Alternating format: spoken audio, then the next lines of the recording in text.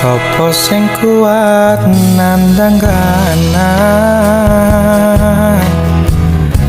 sopo sing ora krasa kelangan, ditinggal pas sayang-sayange, pas lagi jeru-jerune kowe milih dalan liyane.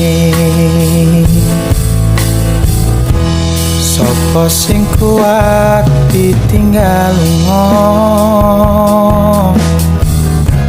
sopo sing atine ora lara,